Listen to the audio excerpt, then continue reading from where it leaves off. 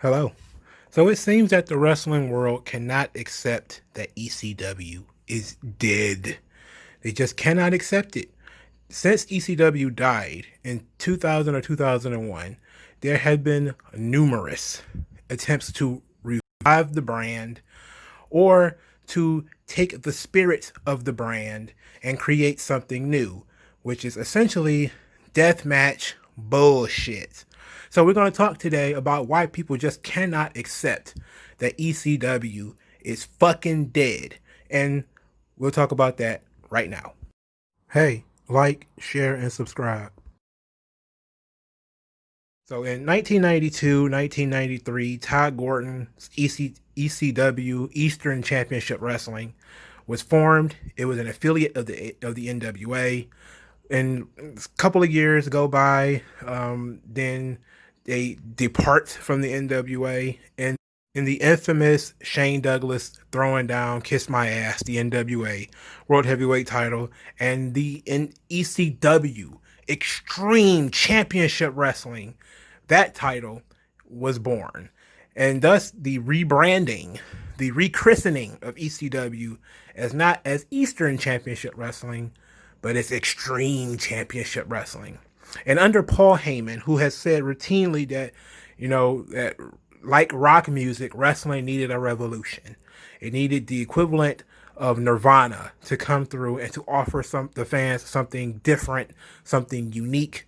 So in the bingo halls of Philadelphia and Baltimore and in the gutters of New York City, there was ECW, Paul Heyman's vision, who ended up taking over from Todd Gordon eventually. I don't know what year, but he ended up taking over eventually.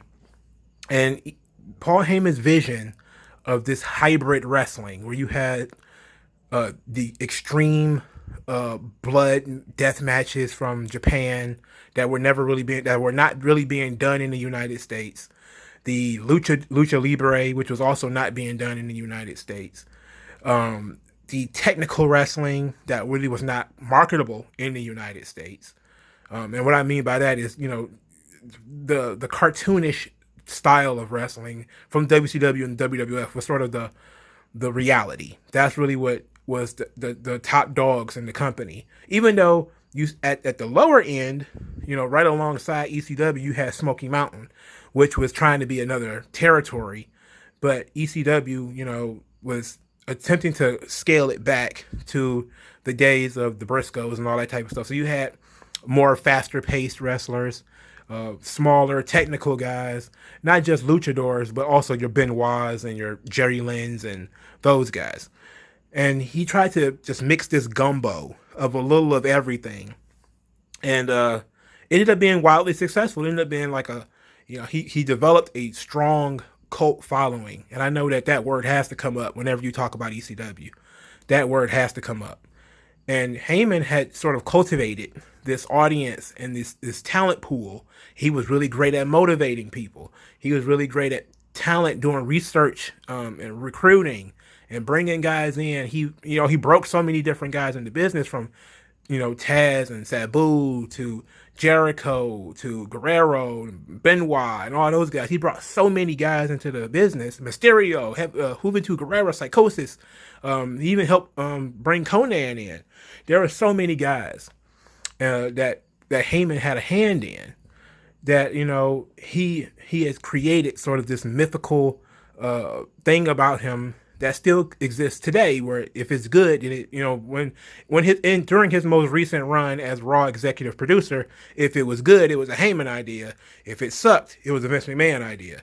That still exists today, because Heyman is known as a guy who is a good talent scout. He can look at a guy, see that there's something there, and is willing to dig and dig and dig and bring it out, even if he doesn't have time. He did the same thing when he was on SmackDown during the infamous SmackDown 6, which I wish I could remember them off the top of my head. I know it was Eddie Guerrero, Chavo Guerrero, Kurt Angle, Chris Benoit, Rey Mysterio, and Edge. Oh yeah, that's the SmackDown 6 right there.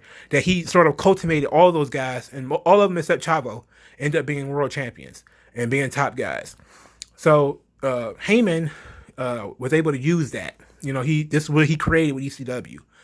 But ECW became mostly known for the blood and guts, the Taipei death matches, the barbed wire death matches, the intergender women. When Francine, I think it was that was not it was Beulah McGillicuddy when she got into a match with Bill Alfonso, and it looked like a scene. It looked like a scene out of Nightmare on Elm Street after they had so much blood going all over the place. That's what ECW became to be known for, and it was actually ultimately its downfall because a lot of the people who were hanging around ECW, yes, they enjoyed a lot of the hybrid wrestling, the luchadors, and all that type of stuff. But really, they kind of just like guys getting bashed with shit, guys getting shut on fire, thumbtacks, tables, and all that shit. And now they could get that shit on Raw. So, yes, WWE stole a lot of the good stuff from ECW. They sort of smoothed it over a little bit to make it a little bit more tame. But they kind of took the heart of ECW a little bit. And ECW eventually died. It was a small promotion anyway, so it eventually ended up dying. But since ECW went out of business, there have been numerous attempts at people to try and bring ECW back or bring back the essence of ECW. I'm talking, I had to actually look and see, like, how did I get up on this subject? Before let's talk about that. I got on the subject because YouTube suggested to me a video by Shane Douglas where he was talking about Extreme Rising, which I had no fucking idea what the hell that was. And I watched it. It was a promotion that he had started that was going to be in the spirit of ECW. And I remember I just wanted to throw my fucking phone across the room because I kept saying to myself, how many fucking companies exist that are in the spirit of ECW? There's been like 7. There's literally been like 7. It's like the craziest shit in the world. Like, people just cannot accept that this shit is dead. Okay, there's Hardcore Homecoming, CZW, MLW Underground, which is, MLW, Major League Wrestling. They're not doing this anymore, but they're showing their archives right now on YouTube. Is ECW Light. XPW, Extreme Rising, IWA Mid South. WWE did 2 one-night stands and then brought back the ECW brand. TNA was doing ECW branded events like Hardcore Justice.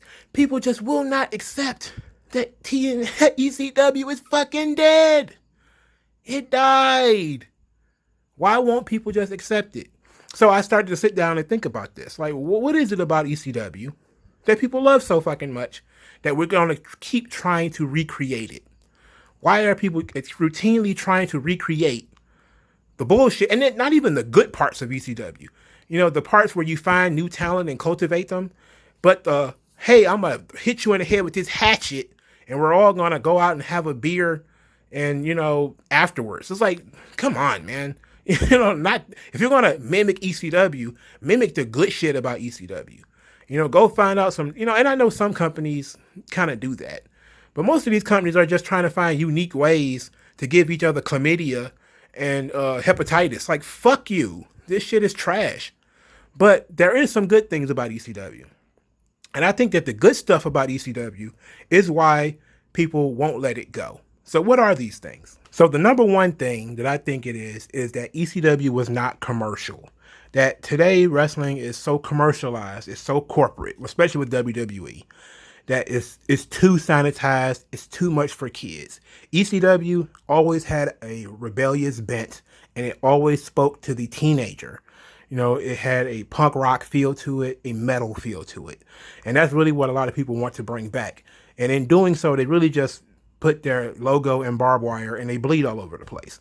But I understand it. I try to understand that there are people who are interested in that sort of stuff, or interested in sort of the, you listen to Tech Nine rap songs, or, you listen to Twisted or some shit, and maybe you're the Insane Clown Posse, and you end up kind of drifting into that realm of gothic blood and guts and shit like that. ECW spoke to that audience. It was something for that audience that did not want something that was sanitized and commercial and all that shit. And that's a good thing, because I think that there needs to be a counterculture, and there should be wrestling for a lot of different cultures. So that was a good thing. That's one of the good things. The number 2 thing that I think that people really miss about ECW and what wrestling is missing right now is unbridled masculinity. It was a place where boys could be boys, where you could smoke, drink beer, smack the women on the ass. You could, party hard. You could play hard. There was no rules for you to play with. Nobody trying to restrict your movements. There was, you showed up. You probably got paid in peanuts and beer, but you really just got paid in having fun. And that was really the sort of the atmosphere that ECW was all about. When you see like Sandman walking through the crowd, smoking a cigarette, drinking a beer, bashing it across his head, and pouring it all over the women, and you got wrestlers jumping off of the fans' cars. You got the craziness where it just felt like one big party, like one big rave, and like you were in on it.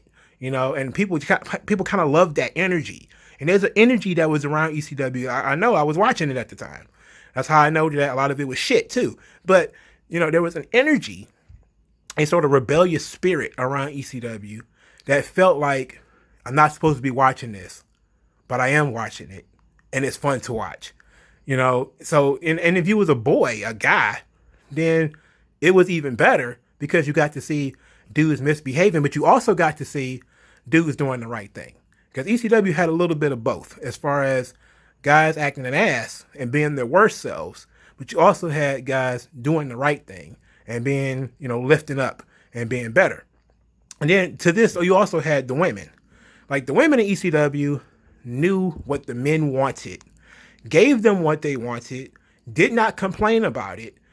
They reveled in it, largely. And many of them were put on the pedestal because, believe it or not, a lot of those guys were just fedora tipping simps. And it's just kind of how it is, Like, it looked alpha as fuck when you got Sandman pulling some chick by the hair and pouring beer down her boobs and licking it off and all that type of stuff. But, you know that pretty much anybody in the crowd, if she was not down for it, probably would have turned into a raging fucking bull and attacked them. Because, again, that's sort of how masculine spaces work, is that when women come involved, they're usually either the object of competition or they are protected by the pack. And the ECW women, none of them had fucking Me Too stories. Like, some of them were married to the wrestlers and stuff like that, but they loved that atmosphere. As crazy and as wild as it was an atmosphere that they knew what they were getting into when they walked into it. And they knew to give the guys what they wanted. And then they were treated fairly in doing so. Like, Beulah was not treated any worse than any man. Even though, some of her storylines were sexualized, something like that. Same thing with Francine when they would call her a slut or something like that. They would say, she's a whore. She's a whore. They knew they were talking about her character. They weren't talking about her. As opposed to wrestling now, where if you say somebody's a whore, they can't tell the difference whether you're talking about them or the character, and then they go on Twitter and complain about it. So, yes, it does have it was a different atmosphere where everybody played along. Everybody knew that they were in on the jokes. Everybody knew they were in on the laughs. And if you made the fatal mistake of jumping out of it, you could always apologize. You could always say, look, because I think Raven did this. I believe I saw this on maybe the DVD. I don't think I saw the particular episode in question, though. But Raven did some religious stuff, and it went over the line. Some people were offended. People in the office and other wrestlers and fans, and Raven went out there. And like I said, unbridled masculinity, part of being a man is admitting when you did something wrong and you pissed people off. Raven went out there and apologized, and people got over it. They didn't hold it against him forever. Nobody tried to cancel him. He went out there and said, hey, you guys, I respect your religion. Sorry.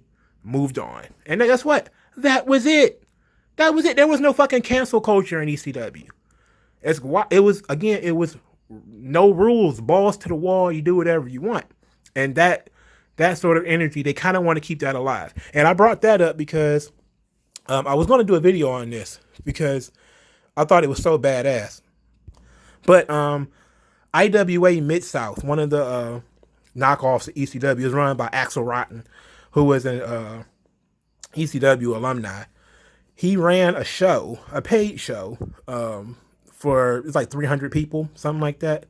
And the wrestling journalists were really, really mad because there was no social distancing and nobody was wearing masks. So, they had to shame him, like, shame on you, Axel Rotten. You ran a wrestling show and you didn't have social distancing and wearing masks.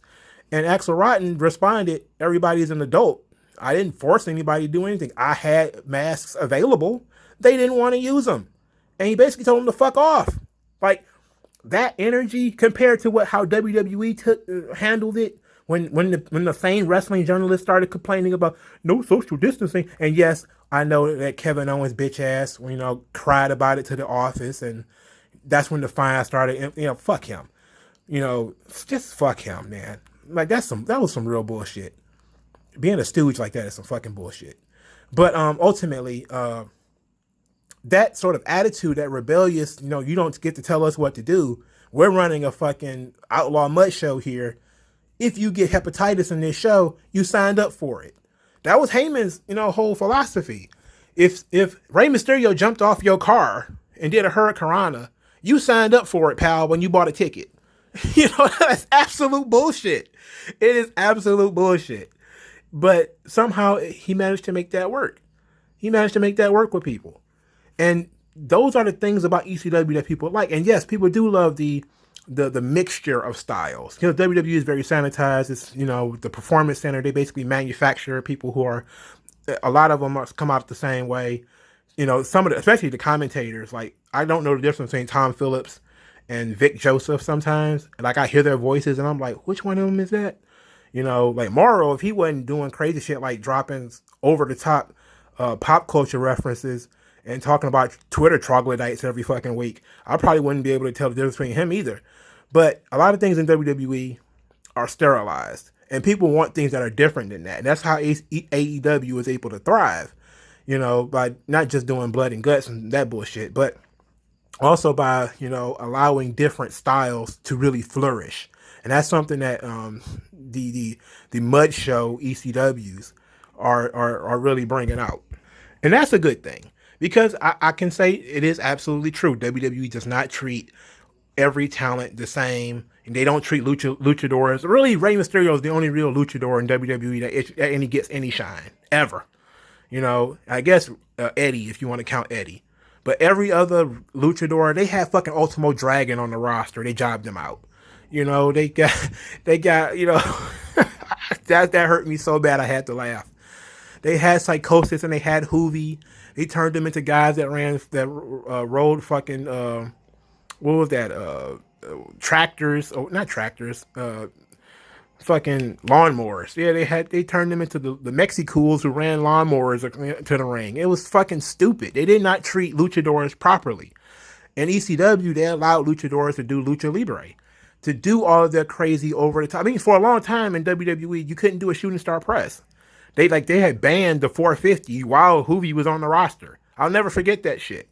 For a long time, there was a lot of things that people couldn't do. That's why 205 Live suffers so much, because they won't let the chains off of these smaller guys.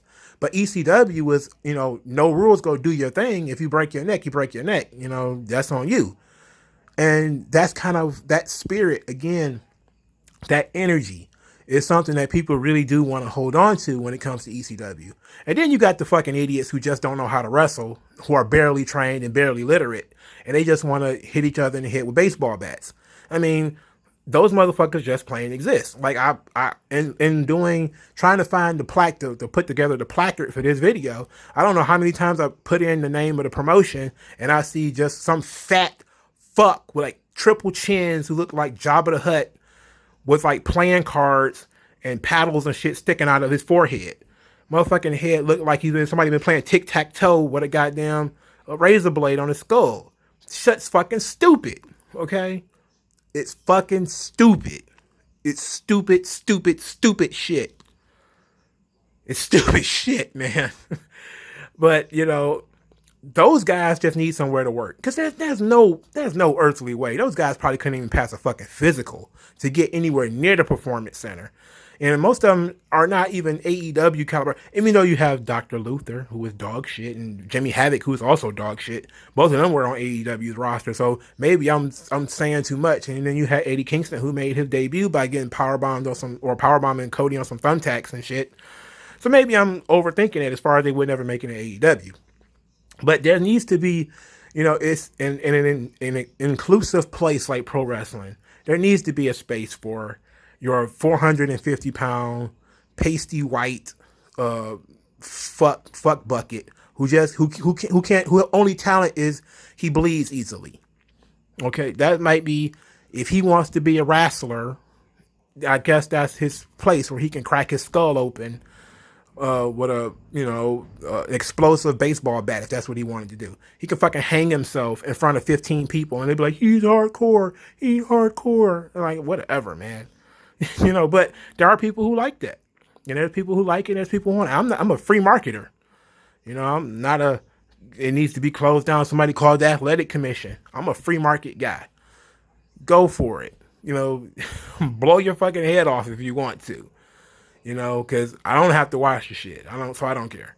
But those people exist. There is that cult audience that's into blood and guts and hard rock and partying and beer and drugs and cigarettes and and for them it's a party atmosphere. It's friendly because it's small, so you might see the same people every fucking week. That's how ECW was, where you would see, they would get to know their fans almost personally because the same people would show up all the time. But that also is what killed ECW. It's because it wasn't fucking growing. It was just sort of, it had to be what it was for the people that were there. They couldn't expand. In order to expand, they had to dilute things a little bit. But they just wanted to, it was not as crazy in 1998 as it was before it really got on TV and all that type of stuff. Because they motherfuckers was playing with fire, literally, before they were on TV. I'm sure of it. Because I think the Dudley Boys did the first fire spot in ECW. And they left in 98, I think. 98 or 99. I can't remember. But yeah, they were blowing each other up in Japan and shit, but they weren't doing that shit in the United States. And now these motherfuckers are playing with fire. But now, even WWE has done fire now. So you have the uncontrolled aspect of it, where it's real chains off. Everybody can act the ass if they wanted to. And it's a good thing, So there are good things about ECW, even though I think that the legacy of ECW should be in the fact that it did revolutionize the business at a time where it was very cartoonish and it was very, there was Ding Dongs, there was TL Hopper, there was Mantar, there was, Duke the Dumpster Drosy. And then in ECW, you had Rob Van Dam, and you had Taz, and you had Eddie Guerrero, and you had Too Cold Scorpio. And then occasionally you had Too Cold Scorpio get brought to the WWF, and he became Flash Funk. He like, oh, fuck this. Sometimes, it didn't work out. But it's always something good about that. And that's why people don't want ECW to die. Even though ECW is fucking dead. It's dead. It's dead. So all the ECW alumni, from Shane Douglas to Tommy Dreamer to Axl Rotten, everybody wants to make their own version of ECW. And really all they do is they lean on the blood and the guts and powerbombing each other on thumbtacks and Legos and all that shit. And they left out the most important part of ECW, which is the recruitment part that Heyman did, the motivating young talent part that Heyman was able to do. They're missing Paul Heyman. So that's really the problem. It's not all of these guys work with Paul Heyman so closely. None of them are Paul Heyman. Heyman, despite the fact that he is out there as far as he's willing to take the risks, and that's really with his strong suit as far as wrestling is concerned, is he was willing to take risks. He was willing to lie to people. He's willing to manipulate people, but he was also willing to help you find your best self. And he was able to do that and make ECW strong. These guys nowadays, like I said, they're just hitting each other in the head with shit and bleeding all over the place. And that does not appeal to many people. But the rebellious spirit is there, and it's good. I wanted to shake Axl Rotten's hand. Or was it Ian Rotten? I think I said Ian Rotten. Whoever runs IWA Mid South, which one of them rotten assholes? I think the other one is dead, by the way. But I think it's Ian Rotten. I'm pretty sure it's Ian Rotten. I wanted to shake his hand after he pretty much told them journalists to fuck off, because you get so tired of people bending the knee that you kind of like, wow, that's what happens when you run into somebody who doesn't give a fuck, with somebody who's like, dude, look at me, I don't give a fuck. I'm white trash. You're not banning me from anything. What are you gonna do?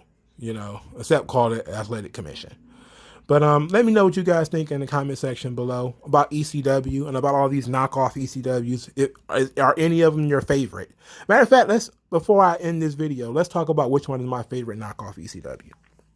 So I really have no favorite knockoff ECW. I don't like any of them, if we're being honest. I've been watching the MLW Underground shows. I kind of like those because they are a lot of ECW as far as having luchadors, established talent, Japanese talent, and it's a good show. It's a fun show to watch. So I suggest people watch the MLW Underground shows. And I think those are probably my favorite shows. I've tried watching CZW, I can't stand it. I've tried watching XPW, I can't stand it. I tried watching IWA Mid South. It is appalling. I did not watch Hardcore Homecoming because I didn't know it existed. I didn't watch Extreme Rising because I didn't know it existed. WWE ECW is absolute trash. You already know that. The One Night Stand shows were pretty good, obviously. And I think if we're talking about single shows, obviously just watch 2005 WWE One Night Stand. Perfect show for an ECW fan. Had a little bit of everything. But as far as ECW knockoffs, probably MLW Underground. I'm pretty sure that there's some other things out there. I know Hardcore Justice from TNA, where they did. As a matter of fact, TNA did multiple fake ECW reunions and all those type of shows. Man, all them shits was trash. It's just, I want people to keep the rebellious spirit of ECW, but get rid of all the stupid blood and gut shit. It's time that shit gotta go, dog. All that Abdullah the Butcher being completely and totally out of shape, bleeding hepatitis and chlamydia all over the place. Fuck you, man. Get that shit out of the business. That shit gotta go. So on that note, thank y'all guys for listening. Let me know what your favorite ECW knockoff is in the comment section below, and what was your favorite ECW show. My favorite ECW match is I think Hardcore Heaven. I think it was Rob Van Dam versus Jerry Lynn. I could watch any one of those matches, and I could watch any one of the Rey Mysterio Psychosis matches, and I could watch any of the Benoit, not Benoit, but Eddie Guerrero and Too Cold Scorpio. I watch those matches all the time from ECW Hardcore TV. Those matches was fucking awesome. I also liked the Shane Douglas Bam Bam Bigelow match. It was a little slow, but I really liked that match too. But let me know. This is all about ECW, man. Let me know what you think in the comment section below. Like, share, subscribe. I'll talk to you guys later.